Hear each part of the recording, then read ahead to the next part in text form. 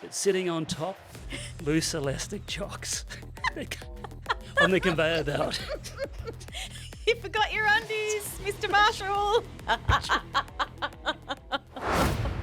Why are you running? Who are you? What's got to do with you? 4 months ago, all right? Until they clean up their yard, the rats won't go away. We don't know it. Is this all hocus pocus? Can you say, abracadabra, here's your pay? I'm pretty fit, Abdullah. I can keep running. Go. It's called a current affair Australia. Is that what neighbour? Have a lovely day.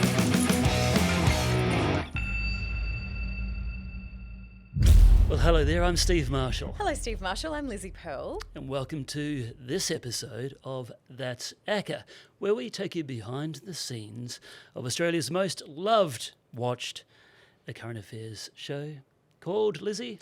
A Current Affair. Oh, what a show. This is where we take you on the ups and downs, the ins and outs, the highs and the lows of the making of this wonderful show of ours. Yeah, it's a roller coaster. We've got plenty to chat about today. Busy time of late. Yeah, what are we kicking off with? Hey, Lizzie, I wanted to ask you, do you like your neighbour? I do like my neighbours. You like your neighbours? Yeah, we've got great neighbours. Do you help your neighbour? Always. Right. Would that help extend? You know where I'm going with this, don't you? I know where you're going. Would that help extend? If you saw your neighbour in trouble, would you run out in your underwear and help thy neighbour? Look, probably, I'd think twice. I would definitely think twice. I'd have to assess the situation and also what kind of underwear I was wearing. Yes. Was it the nice stuff or the holy old stuff? Yeah, because you are going out in public. Well, a bloke called Dave didn't worry about it. Brave Dave, he's known as. Dave saw a fracas going on next door, and boy, was he brave. Dave came out, it's late at night, Dave came out onto his patio dressed in nothing but his jocks, his underwear, and he saw his neighbour in trouble. And off he went to help out, and boy, did it unfold. Drama, gunshots, wrestling, fighting, king hits, kicked on the ground. This all happening to Dave while he's wearing his jocks. In his undies. Yeah. No clothes, no shoes. No. Didn't take any weapons. No. Well, some might argue he was well armed. He was packing.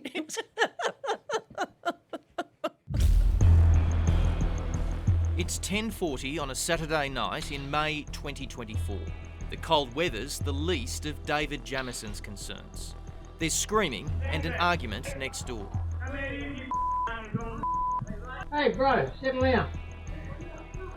Yeah, me. His neighbours tackled, and then the unthinkable. A shotgun goes off.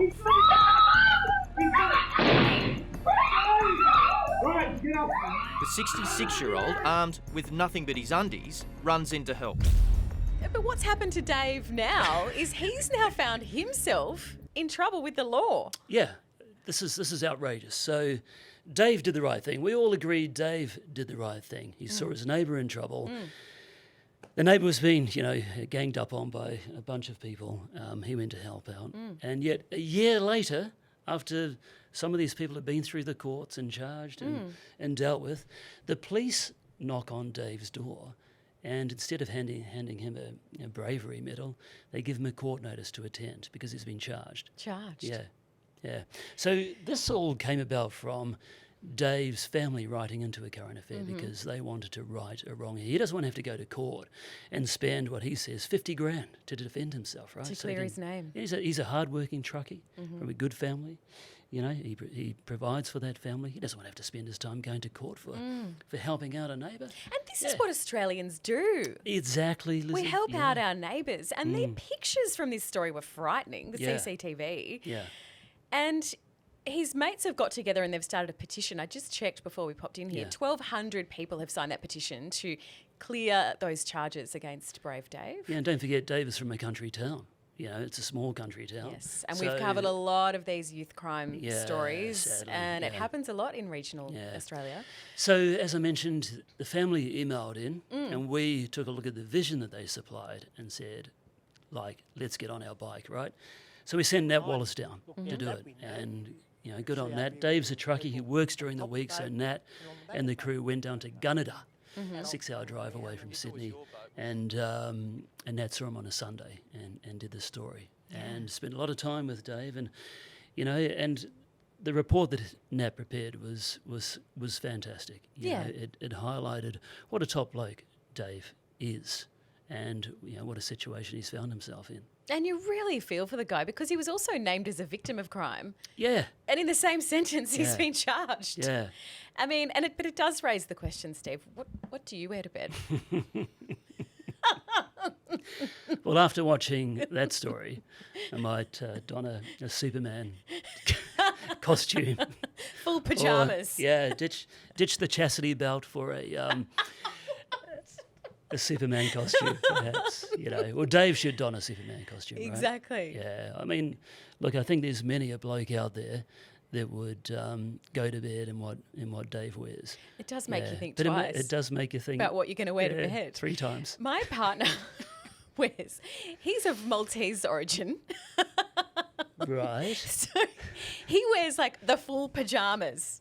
Does he? The full pajamas tucked in. Yeah. It's like an episode. Hang on. Whoa. He tucks in his top into his bottoms. No. It's like an episode of Sushi Mango at our place. When I watch Sushi Mango, it's like reality. So he'd be fine if something like that happened at our place. So what's he preparing for?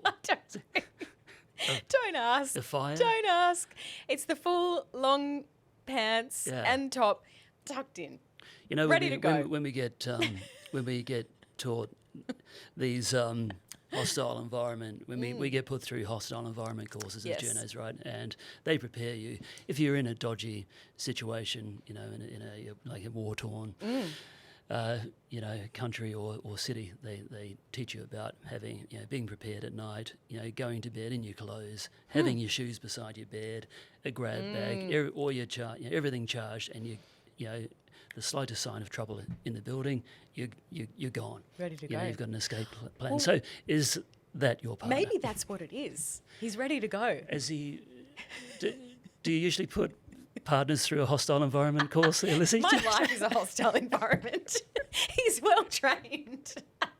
But on that, when I moved to LA, the lovely Robert Penfold, bureau chief in Los Angeles for many, many years, he was giving me the lay of the land of Los Angeles, how to survive in the city. And one of the things he said to me, always keep a pair of sneakers beside your bed. And I sort of was like, why? We're going for a run? Because they have so many earthquakes. And so you'll jump up out of bed and run outside. And then what do you do? So always said to me, put a pair of sneakers beside your bed. And for years, I had sneakers beside my bed, thanks to Rob Penfold. One thing in Dave's story sticks with me. It's the sight of him coming out on his front porch in his Dax and just scratching himself. Have you seen that? I did see that. The other thing that sticks with me, that was the front shot or the side shot. It's the behind shot later on when poor old Dave limps back after being rolled by this gang. Bit of loose elastic. Loose. Look, we've all been there. Yeah. And brave Dave, we love you because not only was he brave enough to do what he did that night, he was brave enough to front up to a current affair and let us share those pictures with the world. So good on you, brave Dave. Actually, it reminds me about a story about when my dad, Mum and Dad came to visit me in Sydney, and they flew in. And they weren't, speaking of loose elastic, it's a dad thing, right? It's a dad thing. It's more comfortable. Well, my parents weren't big on spending lots of money on luggage either. But what happened was that somewhere in transit, when my dad arrived at Sydney Airport, he was waiting for the bags to come through on the conveyor belt, right? And his dodgy bag, the zip had broken, right? And somewhere along the way, his stuff had fallen out and was jammed. It had been jammed back inside the suitcase by a baggage handler, but sitting on top was his loose elastic jocks. Dad's Reg Grundies. On the conveyor belt. You forgot your undies, Mr. Marshall. Thank you, baggage handler. I was like, wow, what a story. Yeah. Only my dad. Your mum probably would have been like, no, we don't need those. We don't want them. I think she exited stage left. Yes. She was already at the taxi rank. I don't know him. But Dad was forced to open his suitcase and throw in the undies and, In front of you everyone. know, and oh God, yeah. Oh, I love it. But yeah, so, you know, we touched on crime in that story, and this brings us to a very disturbing story. A bit of a gear change. Yeah. This is a story that Zarisha Bradley put together up in Queensland. It's from the Sunshine Coast about Shane, who owns the local IGA there. And This winds you up. This really makes you angry, right? When I watched this story, I watched it live to air. It really affected me, Steve. And I was just so angry at these kids. What they did, one of the kids was trying to steal something from the shop. Shane's gone up to him, mate, on your bike, go away. He's come back with his little mates, so tough. There's about 8 of them, 8 teenagers, and they just attacked this guy. And it doesn't matter how big or strong you are as a man, if there's 8 teenagers surrounding you, one of them with a weapon. I stood back and then they've had me surrounded in that moon shape. From there, I knew I was in trouble and basically went into a kind of defence mode. So I could feel the punches coming. I didn't know where they were coming from because I was from everywhere. Kicks. He suffers repeat blows to the head. Inside, his young staff lock themselves in, helpless and terrified. Then there's one final kick as the group takes off. I know, right? That Kicking, knife. punching, he's left with a fat lip, broken nose, stitches in his face, all swollen up, clearly in a lot of pain.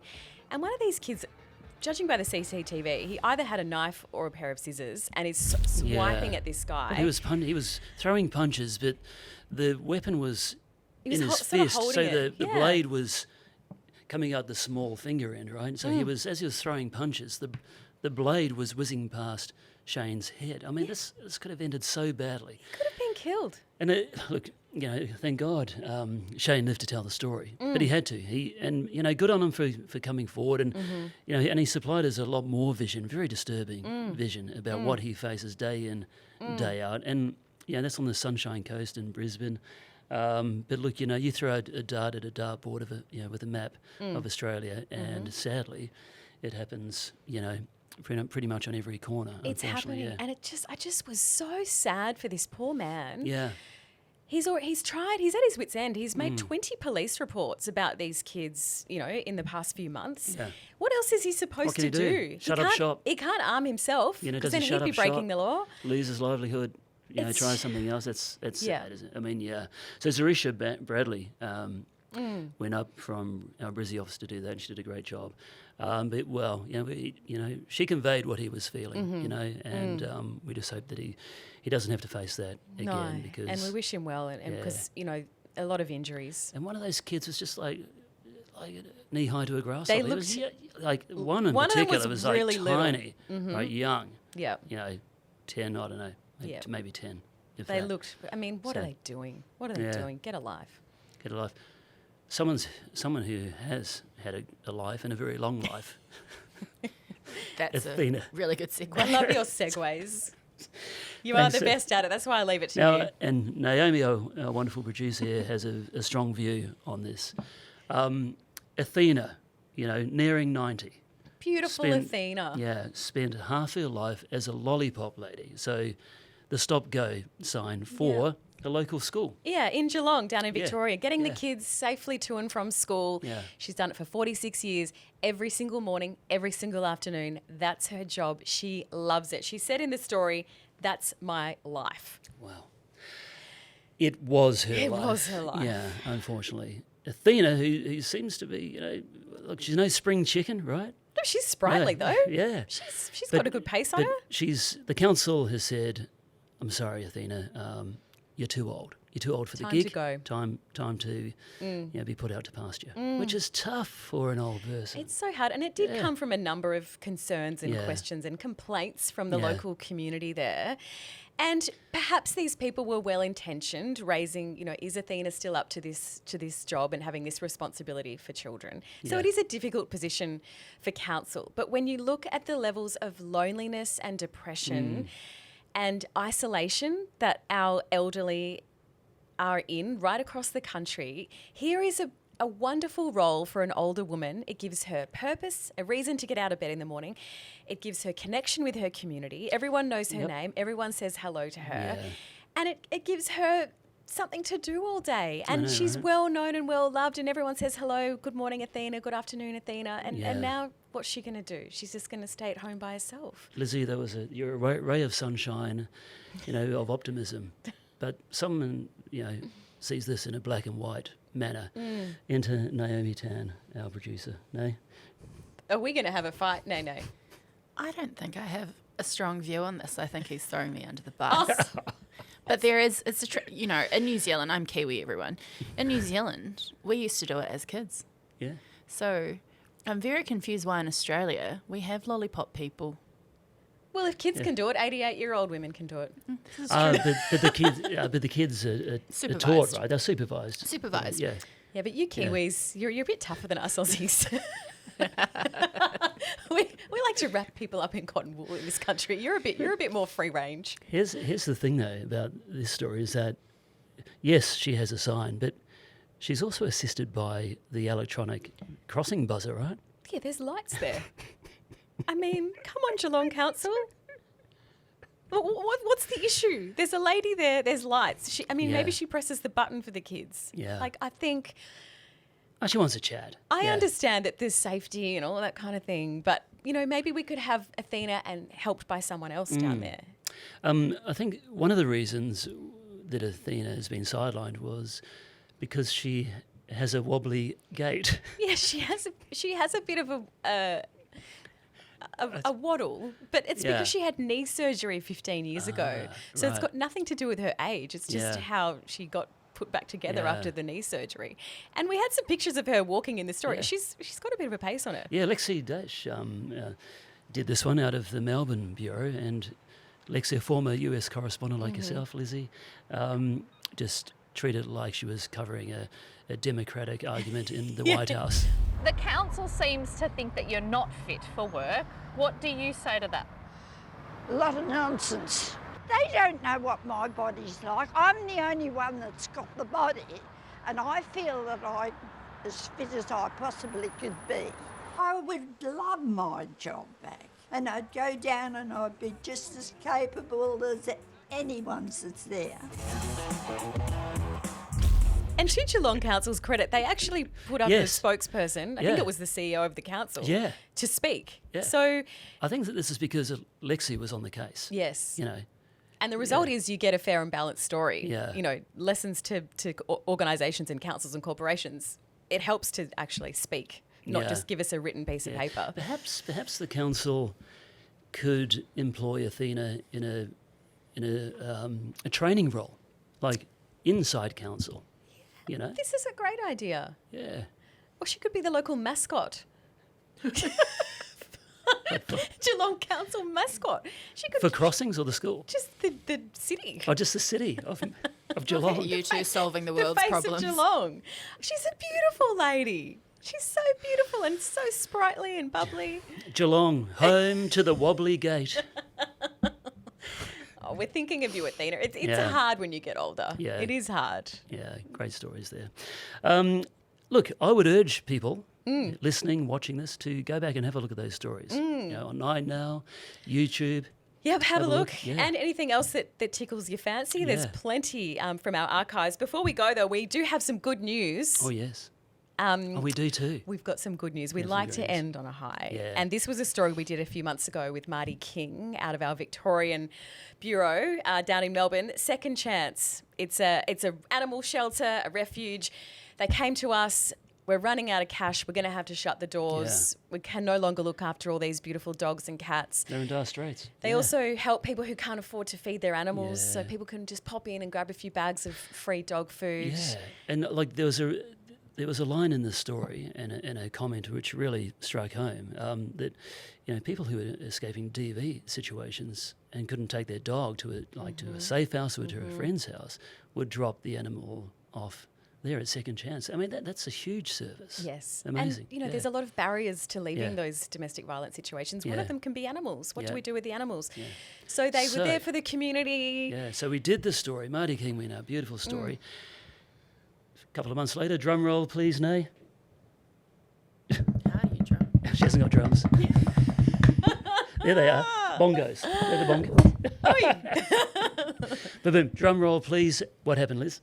Well, do you want the drum roll for me?